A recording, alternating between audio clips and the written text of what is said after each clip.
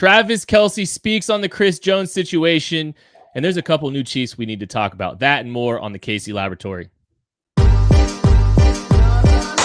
This is KC Sports Network, proudly presented by Emprise Bank. It's the KC Laboratory presented by Emprise Bank, member FDIC. Thank you all so much for coming and hanging out with us. Sorry we're a tad bit late. We are just keeping in tradition with our new friends at Only Weird Games, which we are quite excited to have. And we just decided to do a little 5-minute salute to them real quick before we started. Matt Lane, what's good? You know, I like us playing homage to them. I think that's a great way to homage or homage. I perfectly split that and down the middle so that somebody's ears could hear whichever one they wanted, because I wasn't sure in the moment which one I wanted. Laurel Yanni. So I was just scooting it right down the middle so that way everybody would hear it as either one. Whichever one sounded best to them, that's what they were getting until you called it out. While I was also trying to send a tweet and watch Florida-Utah. College football's on. Shout out college football starting back up too. So there's a lot happening in my life, Kent. Yeah, thrilled to have Only Weird Games here. Really excited that they're here. If you didn't know, Josh Briscoe, Seth Kaiser, Nate Taylor now doing their podcast here on KC Sports Network. Beyond excited to have them. Their first two shows since we last went are on KC Sports Network's channel, so you can find the Tuesday episode and the Thursday episode. We are thrilled to have them here at KC Sports Network. Yes, even Joshua Briscoe. We have a lot to talk today about, and one of the things that it just recently popped up, and we were gonna just start the show with the new additions to this team, and we're still gonna get into them. But there is a clip out from New Heights from Travis Kelce and Jason Kelce's podcast that is quite interesting. It is the first. I mean, it's very pointed comments. The most pointed comments I think we've seen from any player to this point in the whole Chris Jones saga, Maddie. I mean, I think so. Okay, so first of all, I think you got to come into this with a wide open mind and say, okay, this is also could be not, I don't want to say a joke, but you got to take this super seriously. You don't got to take it word for word. Travis Kelce is sitting there with his brother, Jason Kelce. They are talking the concept of Chris Jones, and any updates come up, and Travis Kelce immediately starts to go into a little bit of a joke about it, talking real scared and timid, but he kind of comes out of it, and it almost plays as if it's just a little bit of moment of real, and it could be still part of the bit. That's why I want to lead with this. It could very much still be part of a bit for a podcast. We're sitting here doing the same thing. There's a lot of bits that get thrown around on air that aren't exactly 100% true or how somebody thinks, right? So that being said, Travis Kelce goes on to, just say, and I think the most important part of this, he doesn't get it. He repeats, I don't get it. He makes it very clear that he doesn't understand. His face looks like somebody that is a little confused by Chris Jones not being with the Chiefs right now. And at first, when I first heard that, I was wondering in my mind, is that directed at Chris Jones? Is that directed at the team or the entire situation? That's immediately where my mind went. Is that where you kind of went with it, Kent? Yeah, maybe a little. You could interpret it both ways. It starts out with hey, please come back, man. You're scaring me. And that sounded a little bit funny, but it felt like he struggled to complete sentences after that. And it was teetering on the line of, do I want to say this? Do I not want to say this? And that was the tone that was kind of interesting to me. Pulling up on, you must know something I don't get it. Those kind of comments. It was just fascinating to hear whether or not it was joking, whether or not, there was some jokes to it. There were statements made within that are worth paying attention to, because whether or not he's joking, he said it. And there's probably, I don't know how much lighthearted it is. It seems like it could be it could be one of the leaders of the Chiefs really wanting to see him here week 1 of the season so that they can be at full speed for the start of the year. You don't, and look, there's not a lot of opportunities for players in Kansas City, platforms in Kansas City, to do what Travis Kelce does. This is literally, I think, the only podcast on the team is Travis Kelce's podcast. It's an opportunity for a leader on that team, the most veteran Chief on the roster right now, one that has, been I'm not going to blame Chris for not being as amenable on a contract as Travis Kelce has, but this is somebody that has taken less money to be here, that has been amenable with his contracts, saying stuff like, please come back. You're scaring me. I don't get it. You must know something I know. I don't. Like, we need you. Like, I mean, we need you back. Of course you need you back. But like those, whether or not you're joking, that got on air. He signed off on that being on the show. Like he signed his name to it, even if there was a hint of joke in a couple of the comments. I don't know, man. It doesn't. I think there's a lot of truth in what he said. I thought that it went from like definitely joking to a little bit of serious. Like my read on it was it did get, I don't want to say super serious because like you never know someone's intention over this kind of spot, but I do think there was some truth behind it, whether even if there was a jokes behind it, right? Like a lot of jokes have a hint of truth to them. And I think there was some truth there. So when I first said at the beginning, I didn't know if this was going to be directed at the team, at Chris Jones, the player, at the situation in general. That's how I entered the conversation with it. As it progressed, I left the little segment talking about Chris Jones having zero doubts that whether it was joking or not, it was directed at Chris Jones. I mean, there was nothing in there that was directed towards the Chiefs need to do something, that Brett Veach or the front office need to do something. It was kind of like, hey, I want to win another Super Bowl with you. I want you to come play for the Chiefs. I don't get what's happening. We need you back here. Like, it was very directed at him. Any football player is never going to tell another guy not to get the most money he can. But this was about as towing that line as I think you can without saying, hey, come take less money and come win a Super Bowl like other guys maybe have done for this organization. Again, I'm not putting words in anyone's mouth. This is 100% my takeaway from what was said during, said from Travis Kelce during this podcast with his brother. That was my takeaway from it. He went up to the line of saying, hey, I know you want to get paid right now, but you should come back and try to win another Super Bowl like some other guys have, because I don't get what's happening right now. Well, and you don't have to put words in his mouth either, because he said some pretty, like, it's pointed. It's very pointed stuff. Like, you're scaring me. I don't get it. You must know something I don't. Those are not comments that you will hear on a podium from any Chiefs player. Now, to your point, Maddie, it's a different platform, and it's a different environment and different setting. So like, that is definitely, it's not button up business professional commentary like you get in a press conference, but both Kelce brothers signed their names to everything they put on there too. So yeah, that's the thing you don't see this very often. And we don't, it's not our job to, I don't know how I'm going to say this. It's not our job to try to take that comment and just say that applies to the entirety of that team. That's how all his teammates are feeling or anything like that. But it does feel like there is at least a sentiment from Travis Kelce about him wanting him to be here and wanting him to be here, not August 31st, And that's what's so fascinating to me is there's not very many opportunities that we're going to hear a player comment on a negotiation like this as we just did. No, I mean, I agree. I think that was walking right up to the line of, didn't interject himself into the negotiation, right? He did not put himself into anything about the money. He didn't say one side or the other should change anything that what they're doing. It was just hey, we really want you here. We want you to come back. It was just the tones and the saying, I don't get it, saying things like, please come back. It's scaring me, that he wants to win another Super Bowl with you, that he's bargaining for you to come play for the Chiefs.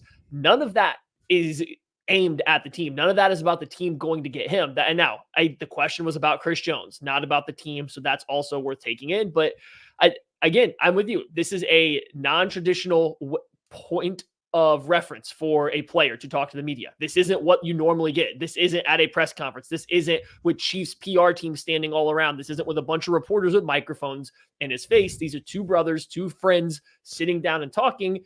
And this is what came out of it. And it went a lot farther than it would ever go in a traditional press setting, whether joking or not. Like, even if it was a joke, that would not be said at a press stand. So it was something that piqued my interest when I saw it. Like, it perked my ears up. I was the reason we were late, because I made Kent, when he got in here, stop and go listen to it to see if this was something that, was worth talking about, or if I was reading too much into it. And the more I listened, there's something there. Like, I'm not saying everybody feels like this. I'm not saying it's going to cause a problem for the teams, but at least one person is like, hey, I don't understand what's going on. We'd really like you to come back. Can you please do it? And if that gets met with deaf ears, not that he couldn't just pick up a phone and call him anyway, don't get me wrong, but this is now out there in the public. This is now for everyone to see a plea being made out in the open for a guy to come back. If it's not met, I just wonder how that does have a eventual like impact on the rest of the team. And I would encourage everyone to go and listen to it yourself and formulate your own opinion on it. Because like, you can read into it as much as you'd like. I'm listening to it and I have, it feels like one of the leaders of the team is expressing some level of confusion, concern.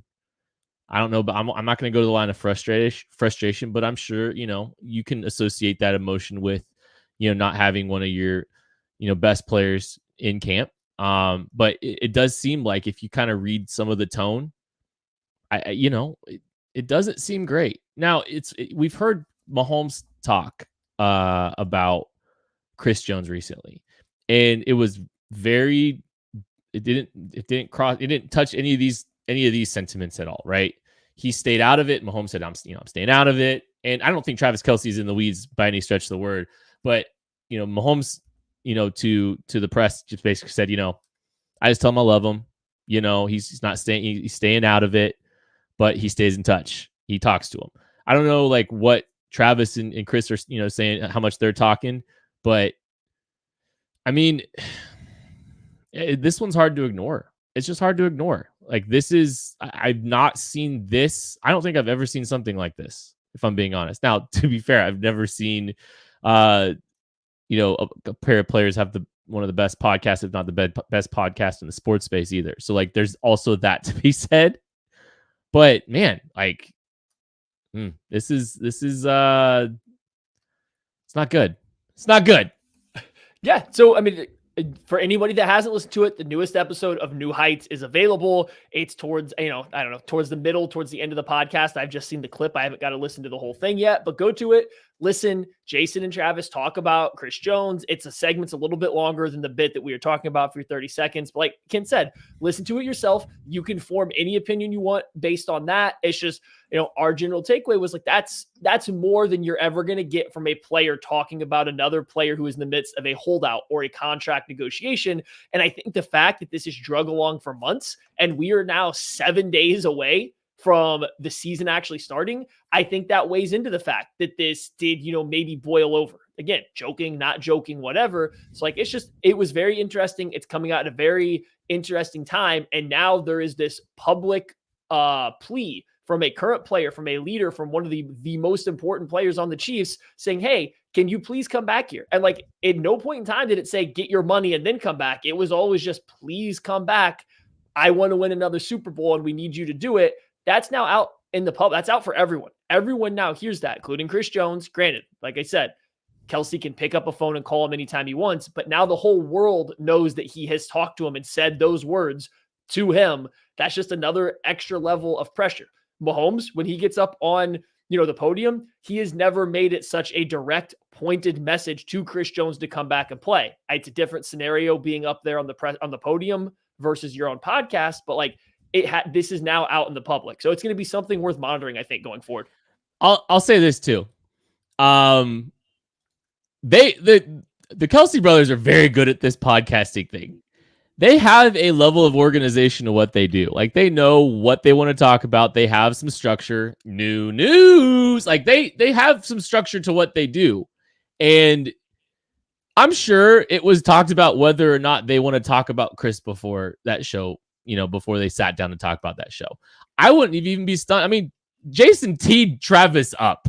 Do you think Jason would tee Travis up for something surprising?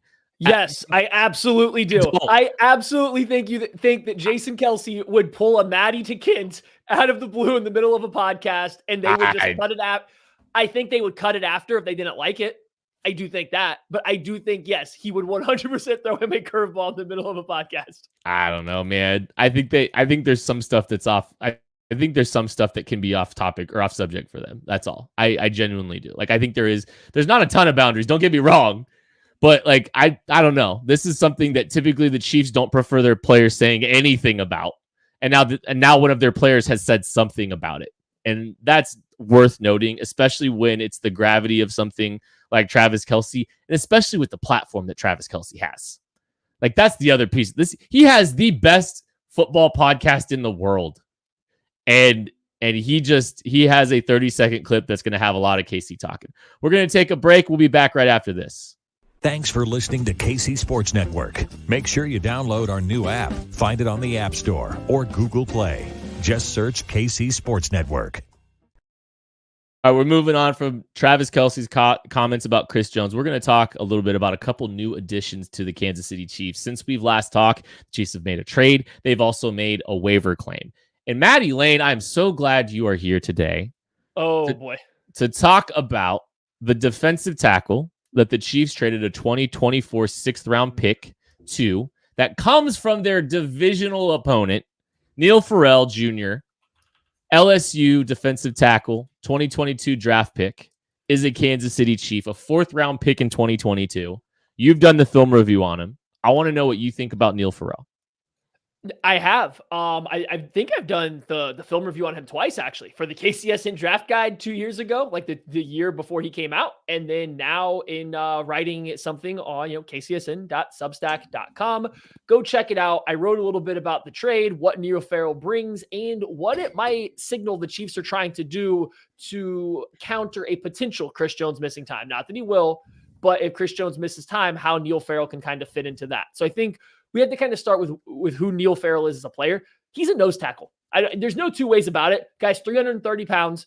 He lost 10 pounds from last year to this year. He's still 330 pounds or just a shade under. He's a big guy. He's not the most athletic. He is a true nose tackle. He sits in the middle of the field. He dominates one-on-one blocks. He does a good job against double teams. He eats up space. He wins versus the run. The Chiefs have a couple guys like that. Derek Nottie, that's like his exact MO. Keandre Coburn, that's what you hope he can turn into. Even on the practice squad, Danny Shelton, also similar skill set. I'd say where Farrell kind of differentiates himself, he's more like Derek Nottie than Coburn or Danny Shelton. Shelton and Coburn have a little bit of a first step. They can insert themselves into a gap. They can show a presence and kind of shoot into the backfield. Neil Farrell Jr., Derek Nottie, they ain't going to do that. These two guys are going to take up space. They're going to dominate the blocker in front of them. They're going to use their strength, their power, and their balance to create extension and play the run. So I do think the Chiefs found a body type that they like. They like what Derek Nottie brings, and I don't know if they think he's the guy forever for them, hence the one-year deal when he came back. Neil Farrell Jr. is a very similar skill set to Derek Nottie, different body type, being 6'4", 330 pounds, but similar skill set. So he's that type of player. Just envision a Derek Nottie type player with Neil Farrell Jr., and I think that's what you get. It's just interesting seeing so many nose tackles on one roster for the Chiefs right now. Well, and I'll just say it's funny you talk about Derek Nottie. Neil Farrell Jr., when I'm looking at his relative athletic score, he scores very similarly to a Derek Nottie in that just a lot of low athleticism metrics. So Neil Farrell is by relative athletic score is a poor athlete. It shows up on tape. There's no similar to what Derek on the bush. It's similar to what Derek Nottie. But as a guy that can hold the point of attack, a big body, strong strength that can hold the point of attack, that's the value of a Neil Farrell, a true one-tech nose type player. To your point, it is fascinating. I mean, Danny Shelton. We might talk about Danny Shelton here in a little bit. But the Chiefs, you're absolutely right. They are definitely going for a lot bigger profile along the interior. Keandre Coburn definitely, like as for guys along the interior along the interior of their defensive line right now, Keandre Coburn is the best moving big body. Maybe they're thinking about him as a 3-tech on base downs early without a Chris Jones. And you're looking at Neil Farrell and Derek Nottie contributing, as a 1-tech. Me and Craig talked a little bit, I think. Maybe you were. I can't remember if you were here or not. I don't remember. But, Steve Spagnuolo's, historic preferences along the interior kind of look physically more like what the Chiefs have right now. Maybe not as much upfield presence, along their interior defensive line, but a lot of bigger bodies capable of stopping the run. And maybe they're going to try to play like that in the absence of Chris Jones. Yeah, and that's the direction that like I kind of ended the film review of Farrell with. Maybe I should have read it. Okay. The Chiefs now have at least 3 deep of nose tackles, potentially 4 if they're going to call up Danny Shelton for game days, right? And I think they're different types of nose tackles. Coburn and Danny Shelton can give you a little bit of upfield ability. Theoretically, you would put those guys at 3 tech, let them show presence in the gap a little bit, and you would let a Farrell Jr. or a Derek Nottie sit at 1 tech. The thing that intrigued me, though, the Raiders were giving Neil Farrell Jr. a lot of reps at 3 tech this preseason. That's actually where he spent the majority of his time this preseason. He still didn't get into gaps. But what it did allow, because the 3 tech, if you're not aware, a 1 tech or 0 tech is lining up over the center or in between the center and the guard. You're going to get a lot of double teams there, and that's what you're supposed to do is eat up that space. As a 3 tech, you're out to the side between the guard and the tackle. In the run game, that equates to a lot more single block, usually from a guard. With Neil Farrell Jr., when he gets a single block from a guard, he's going to win the rep. He's going to control that block. He's going to create extension. And what he's really good at doing is playing a gap and a half off that. So he'll get his body to one side of the blocker, but peek around him. And if he has to disengage back to the other side, he can do it. So they played him at 3 tech a lot, and that got him more one-on-one blocks. And he was a lot better in that role. He struggles a little bit with his body control and lack of athleticism to get off double teams. He can hold his ground, but he's not going to get off double teams very well. He's not going to split them and make a lot of plays on the ball. So I think it's interesting that the Chiefs have so many nose tackles, and then they go out and trade for a guy who, while a nose tackle body type, got a lot of run as a 3 tech. And he might be a little better there, even if that doesn't seem like your traditional 3 tech spot. So I wonder if he gets more of those kinds of reps, to your ultimate point of stopping the run. They're just trying to isolate him one-on-one with guards and let him control that block entirely, control a gap and a half, even though it's a 3 tech spot, and really shut down the run on early downs so that Steve Spagnuolo can move Mike Dana around, can get Felix on the field, can get George Karlaftis stunting, can bring his blitzes from the second level, stop the run early, blitz on 3rd down. That might be your recipe to make up for no Chris Jones. Yeah. It's a throwback Spagnuolo without a Chris Jones kind of philosophy. Hey, we're gonna be stout in the middle. We're gonna play the run well, and then here come all of the defensive ends to play NASCAR on 3rd and long. And you know what? He won a Super Bowl doing that too. I mean, this dude knows what he's doing with that. So like, yeah, the thing is, like, you're not gonna replace Chris Jones. Chris Jones, like we talked about, he's not like the ideal scheme fit for Steve Spagnuolo historically. The Chiefs have obviously figured some things out, to accentuate the strengths of one of the best defensive players in all football.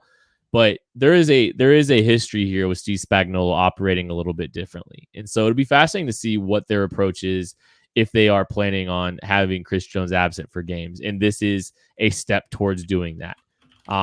Is it a little surprising? Yeah, I was still a little surprised that they did it, but I think when you look at where everything kind of shook out when it was all said and done, with the 53-man roster, kind of makes sense. Especially, like the 3 tech background could be, another valuable piece to all this. Do you think he's playing week one, Maddie? Do you think that he gets in there week one?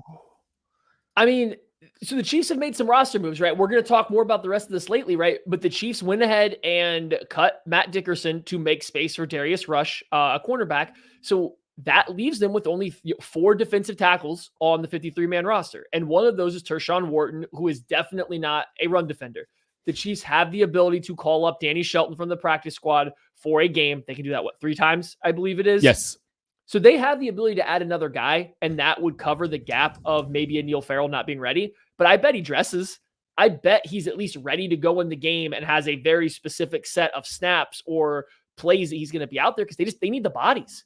One injury to that defensive tackle room, Derek Nottie gets hurt. Even if you call up Danny Shelton, if Derek Nottie gets hurt, that means your entire defensive tackle room played 7 total snaps for you last year between Danny Shelton and Tershawn Wharton. That's a lot. That's a lot of snaps you're missing. Yeah. Right. So it's just, I think he will be dressed and ready to play. I don't know if they want to use him early. I honestly wonder if this is also a bit more of a long-term move too, being a Derek Nottie replacement, 4th round pick just 2 years ago. They might have really liked him. So I think he plays, but I wonder if this is a little bit more of a long-term move than it was a immediate reaction. It's probably a both. And I was going to add that. The good news is Neil Farrell is a Chief for the next 3 seasons if he continues to play at a level that warrants a 53-man roster spot. So they have some flexibility, some club control there for him now. College football fans, are you ready for week 1? DraftKings Sportsbook is hooking you up with a can't-miss offer to start the season strong. This week, new customers can bet just $5 on college football and score $200 in bonus bets instantly. Anything can happen in college football. Your team could go from unranked to dynasty mode in just a couple years. Life's more fun when you're in on the action. Download the DraftKings Sportsbook app now and use code KCSN. That is code KCSN. New customers can score $200 in bonus bets instantly when they bet just $5 on college football. Only on DraftKings Sportsbook with code KCSN. The crown is yours. Gambling problem? Call 1-800-GAMBLER.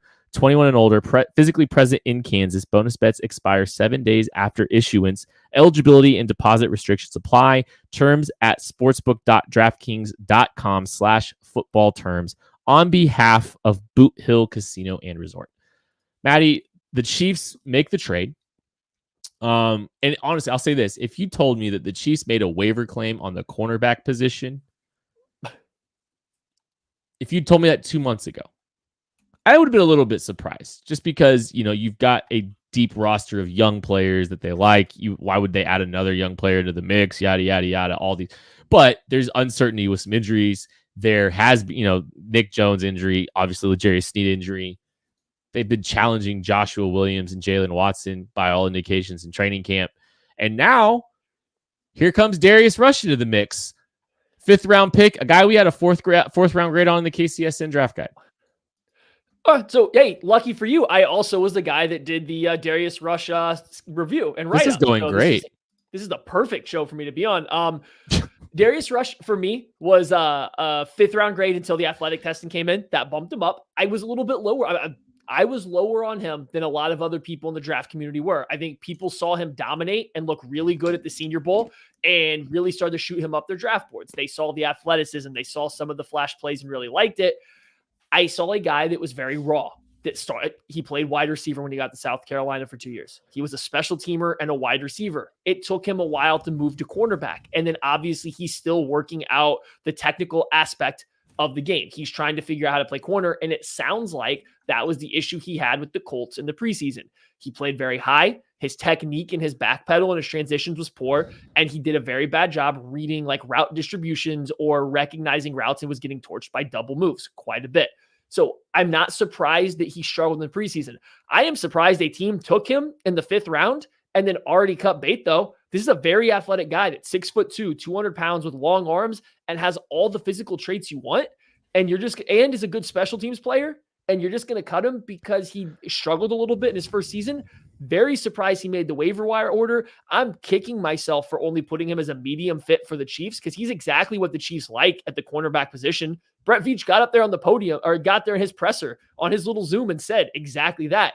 He fits all the stuff we like out of a cornerback for this team. It's I am mad at myself for making it a medium fit. I think it's because what you said. I thought the secondary was relatively set in stone.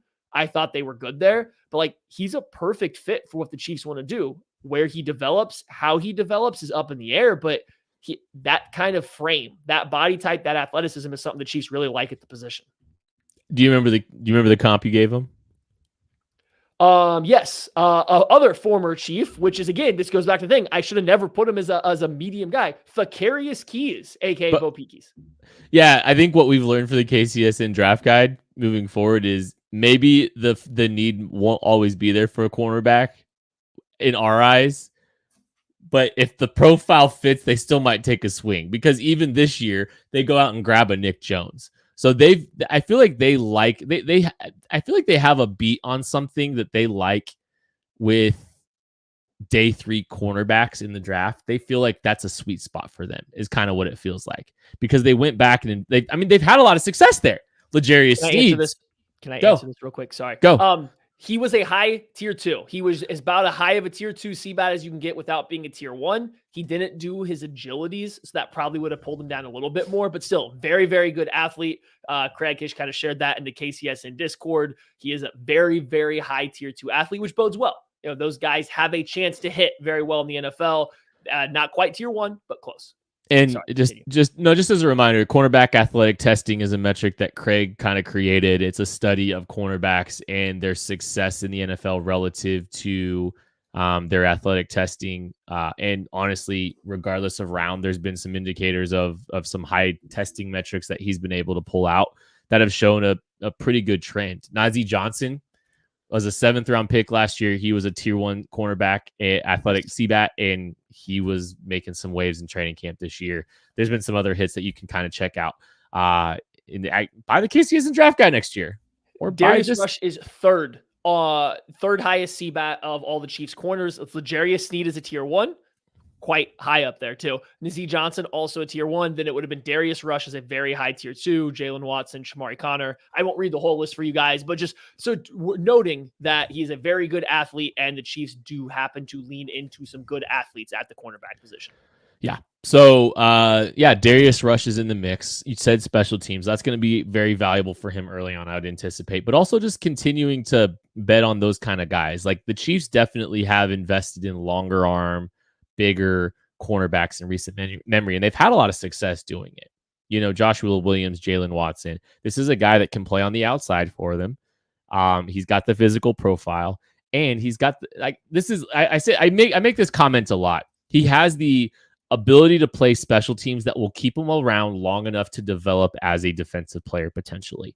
So that's going to be fascinating to me because I've been cautious about the roster construction for the 53-man roster because of the special teams influence. And honestly, I'm not beat up about anything that happened with the 53-man roster, but it is interesting to see. The Chiefs go and make a claim for a cornerback. Just from where we felt it was like a set it and forget it position just a couple months ago because of how well the young cornerbacks played just a couple months ago. Yeah, and I mean, we talked about it a couple times, but it's been pretty clear the Chiefs feel their cornerback room isn't as settled as we as fans thought. We all saw Jalen Watson play really well last year for a 7th round pick and thought he would only get a little bit better, but at worst case scenario, that was his floor. And Joshua Williams, a more raw cornerback, would only continue to get better and ascend. And maybe Najee Johnson, who is a very developmental cornerback, would start to put it all together. They might have gotten Najee Johnson. He might have been on his way there, but it doesn't sound like Joshua Williams or Jalen Watson really took that big step if you were to listen to Steve Spagnuolo or Dave Merritt. In fact, Jalen Watson's not getting any first-team defensive reps in the preseason these past 2 weeks. They are keeping him out of the nickel. Maybe they're testing stuff out with Shamari Connor and playing bigger, and there's no L'Jarius Sneed, so it's just different. But he's not getting any first-team defensive reps. It's been all Joshua Williams. So, it's just this cornerback room seems, I don't want to say thin because they still have Trent McDuffie. It sounds like L'Jarius Sneed is healthy if you're going to take Brett Veach, at his word that L'Jarius Sneed is going to be healthy and is going to be ready for, this season to start. And they do have Williams and they do have Watson who played last year. Nick Jones didn't need surgery and was making waves early in training camp. It's just, there's a lot less certainty. The floor is a lot lower. The floor is, it's like 3 day 3 cornerbacks competing to be the 3rd corner spot, right? That's what the floor of it was. And maybe that's how these guys were kind of playing in training camp. So you bring in somebody else like Rush once he hits waivers, you just bolster the position with another guy of that physical profile. Now you add more competition. Now you get another player in there. And to your point, special teams matters for this team. Special teams didn't look always great for them in the preseason. Maybe Darius Rush is a guy that they like that film on too, and he starts to make a big role there. We've talked about it a lot. Losing losing Lamons last year. That's a lot of special teams reps down the drain.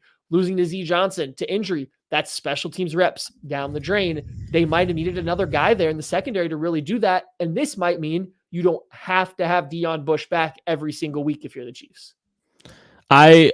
Speaking of special teams, I just did a quick search to see if I could find any update on Marcus Kemp. I don't believe he's signed with anybody yet, but man, I would be stunned if he's not on the practice squad very quickly. We can talk about the practice squad a little bit too, though. Chiefs have obviously cut down to the 53-man roster. There's some, I mean, any big sweeping 53-man thoughts, Maddie? I mean, no, not stuff that we haven't kind of already talked about. I'm still very surprised at 2 quarterbacks, 3 running backs, and 3 tight ends, right? That still surprises me a little bit. I think Brett Veach specifically saying, that the Chiefs lost some red zone juice without Jody Fortson and it messed with their red zone plays, and then talking up Justin Ross as being a big bodied guy. It seems pretty clear that Justin Ross, as a package player, Brett Veach's words, is going to get some of those Jody Fortson type reps in the red zone. So maybe that covers for not having a 4th tight end, right? Maybe that covers where they saw the need for a 4th tight end. But that combination, 9 roster spots on quarterback, running back, 8 roster spots on quarterback, running back, and tight end really caught me off guard. But I guess to make rooms for all those wide receivers and offensive linemen, they had to. Yeah. That offensive, nothing too crazy. I think the good news is like we talked about, like maybe Blake Bell's a guy that, you cut and then you bring back immediately after you IR somebody. The Chiefs haven't had to IR anybody, and that's great news, especially when it comes to someone like L'Jarius Sneed, who's one of the better players on the defensive side of the ball. Nothing super surprising on offense. Good on Cam Jones. Like, shout out Cam Jones for being linebacker 6 and making the roster. I think that's definitely a special teams value. Hey, called that one. I like Cam Jones. I like Cam Jones and Isaiah Moore. They both were different kind of players. Like, Cam Jones is definitely a later in the downs kind of linebacker, and Isaiah Moore is more your throwback, first and second down type player. But I thought both of them maybe had a chance to, stick on special teams. Cam Jones is the prototypical, hey, earn your spot on special teams and develop, and maybe you get more opportunities in the roster. If you're watching, sorry, my allergies are acting up in a big way, so I do apologize for that. No, Kim's just really sad that Cam Jones made the roster. Yeah, actually. I know. It's bad right now. But I think Cam Jones presents more upside as a true linebacker than Jack Cochran does. And so that's someone I'm excited that the Chiefs were able to get on the roster and develop. And I think that's very important. But yeah, nothing too crazy or, outside of that. I do want to talk like the special teams. I do want to say something really quick. I don't get too beat up when a Danny Shelton gets released. I do. Let me cook for a second, Matthew. Okay. Let me cook. The Chiefs have a good pulse on things typically. And most teams have a good pulse on things. They know who they probably are going to lose and probably aren't going to lose. They know they have a good feel for relationships within the building or with the individual players. So they kind of have a good pulse on, who's going to clear, who's going to not. I think they had a good pulse on who was going to clear with the likes of Deion Bush, with the likes of Danny Shelton, because Danny Shelton and Deion Bush, 2 guys that Danny Shelton probably he earned a 53-man roster spot the way he played. And Deion Bush was a special teams contributor for this team last year. Both are on the practice squad, going the way of the Austin Riders, who was a Super Bowl winning center and is just now hanging out in Kansas City on the practice squad for the last couple of years.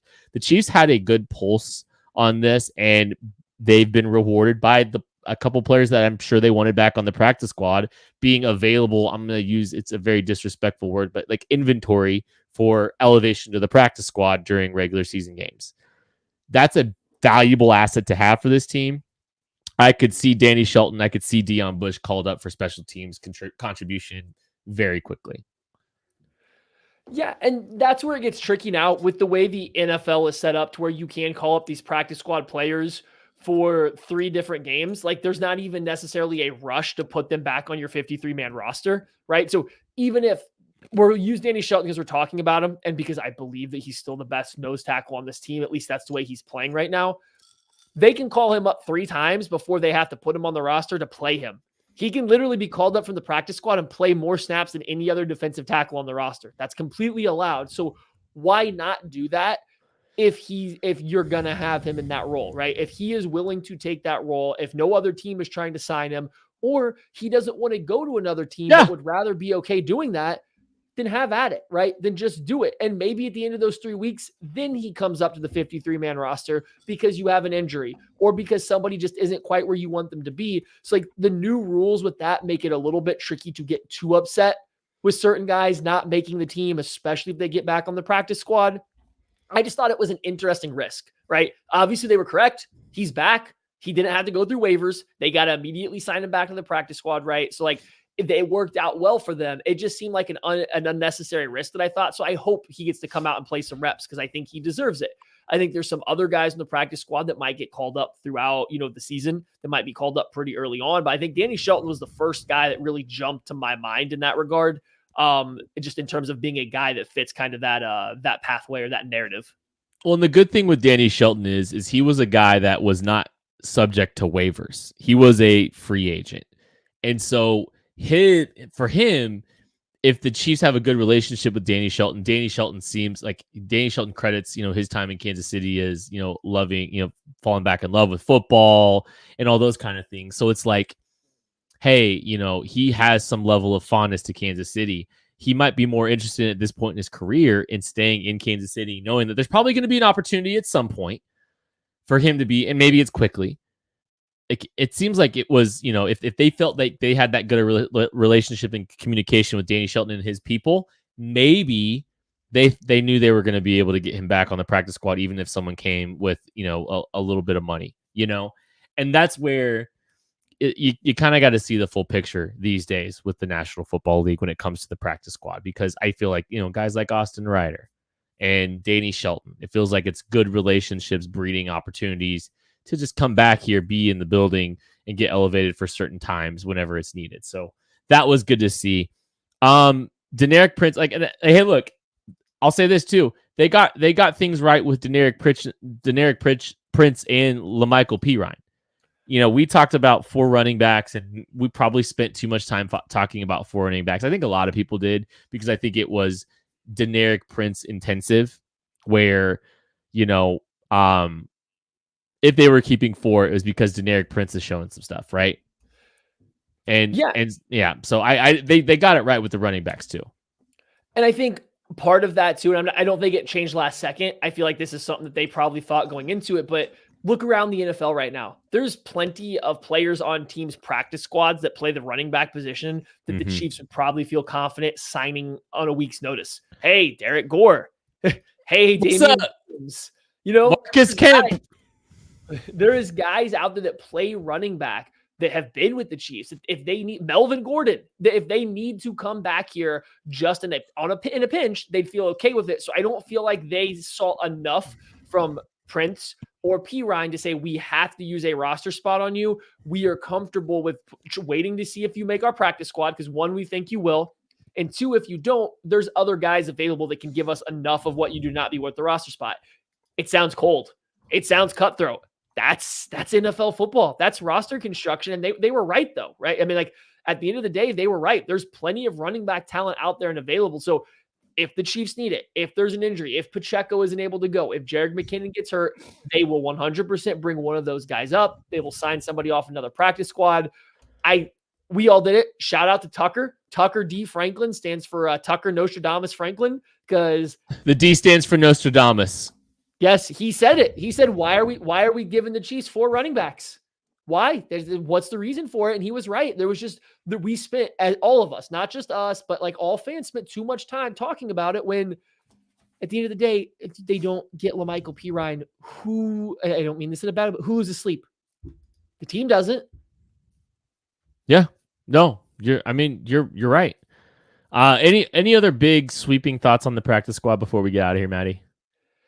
Do they have any other big? They signed former Keith Washington Taylor. Husky Keith Taylor, former teammate of Trent McDuffie, to the practice squad. He was a guy that Craig and I both liked a little bit coming out of Washington. A bigger, more physical corner. Another guy that kind of fits the prototype that the Chiefs like at that position. So I was, not surprised. I don't want to say surprised or anything, but I thought that was a nice little signing that they made to it. It sounds like most other fan favorites that Chiefs fans wanted came back. I do think we got to talk about one thing though, Kent. Shane Buechele is no longer in Kansas City. Yeah. He's on a different practice squad. He's with the Buffalo Bills. We will never know truly if the Chiefs tried to bring him back to the practice squad or if they didn't and he chose somewhere else. What do you think? How do you think that played out when they decided to keep two quarterbacks, with the second one being Blaine Gabbert, and with what do you think they tried to do with Shane Buechele? Yeah, I'm not sure. I think Shane had options. So I do think there's part of that there. And, the Chiefs have been intentional. Like we've talked about, the Chiefs saw something in Shane Buechele. We may or may not have, seen it. And we saw it for 10 passes against the Arizona Cardinals. And then everything else has kind of been a little bit up and down. But he had options, and I think maybe he wanted to try to spread his wings somewhere else because, it kind of seems like the Chiefs have been able to funnel backup quarterbacks over him the last couple of years. They've been intentional about keeping him. They've tried to give him a shot. And honestly, he struggled mightily. He struggled mightily in that third game. And it was things that he was late on a lot of stuff. He trusted his arm talent too much. He put guys at risk a lot in that game 3. And so I just wonder if, it was just time for the Chiefs to move on and time for him to move on and try to find something else. There were some good moments and there were some great moments in week 2, but week 3 was just so brutal. And I think the Chiefs did the right thing moving on. I think they've seen what they need to see. And I'll tell you what, I'm a little excited. Chris Oladokin's in town. I think he's a fun guy to have on the practice squad. We call him Goku here. That's now the move. He is known as Goku. I've been seeing that recently in the DMs. I'm like, huh? Yeah, you're not in the Discord ever, so you don't know. But we call him Goku there. I'm working on it. So the point is, like, for me, it's this.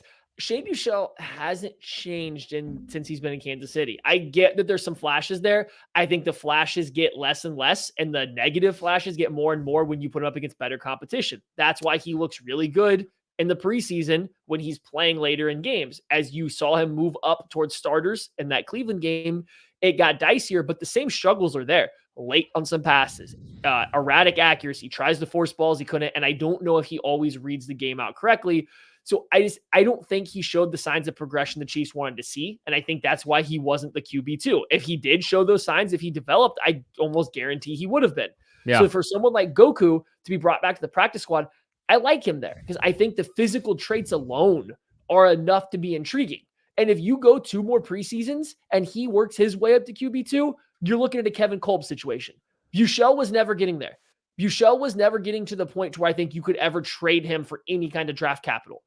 I think Goku has the physical traits that if the mental side catches up, he can be there. I'm not saying he will be. There's a long way to go mentally. We saw that in that first preseason game. There's mistakes, pre-snap, post-snap that got to be ironed out, but he's young. He didn't come from the top of tiers level of football competition. If Andy Reid gets him there with his physical talent, he might net the Chiefs something in return. I know there's a hot topic. Everybody likes to trade their backup, non-starting quarterbacks for draft capital. Andy Reid's done it before, and I think Goku has a chance to get there because of the physical traits. It doesn't happen very often. Let's be candid here too. It doesn't happen very often that you're able to flip your backup quarterback for assets, but it does happen from time to time. Yeah, Chris Oladokin's still 25 years old, and he's fun. I very much enjoy watching him play football. There's definitely some stuff to iron out, like you said, but I mean, he's a talented dude, and it's definitely like it's. I'm glad that they kept him around. Interesting roster. Can I ask you yeah. Sorry. I want to ask you a question before we get out of here. Sure. I didn't know how quickly you were going to close it up. You like to close it real fast without letting me get back in here. Yeah. It's my goal. Who is the one player on the Chiefs practice squad that you think will make the biggest impact on the Chiefs actual roster this year? Let's go Deion Bush. Because okay. I think he's going to be one of the early elevations for special teams purposes, because there is a lot of unproven, a lot of change on the special team side. And I think he's probably going to be a guy that gets called up early in the process. I think Danny Shelton is the same case. And I think both of those are the 2 leading candidates, if you're asking me. But give me Deion Bush. Give me Deion Bush for this one. You? Yeah, I think that one and Danny Shelton are the right 2 answers. Like, right, those 2 are going to be correct. I would say the next guy, Matt Bushman, I guess, would be next in line, or Garrett Prince. Has Garrett Prince officially been signed yet? I know. I was gonna shout out Garrett Prince real quick. It's a guy that we talked. Yeah. It's a local kid. We talked to him at the Shrine Bowl 2 years ago. I'm excited for him. You know, he was he modeled his game after Travis Kelce, like a lot of tight ends do, but he grew up a diehard Chiefs fan. He told us that when we talked. I checked out the video the other day, and I mean he was a diehard Chiefs fan growing up, like anybody in Johnson County would be, unless you're insane. But yeah, I'm excited for him. I'm excited for him to be here. He's an interesting cat. Like, I think he's more receiver than he is, inline blocker. But as far as a guy that can, cover some ground, that can run the deep over, if you want to try to ask a tight end to do something like that, get up the field, run the seam, natural hands catcher. He's got some stuff there to work with. So I'm really excited to see him. Yeah, I want to say him or Matt Bushman. They're one tight end injury away to any of them from having to elevate somebody, like having to. So Garrett Prince, if he gets caught up, or Matt Bushman, because he's been here, are a dark horse for this. I didn't want to answer this question. Lions fan coming to town. Which barbecue place should they try, Kent? Chef J, Casey.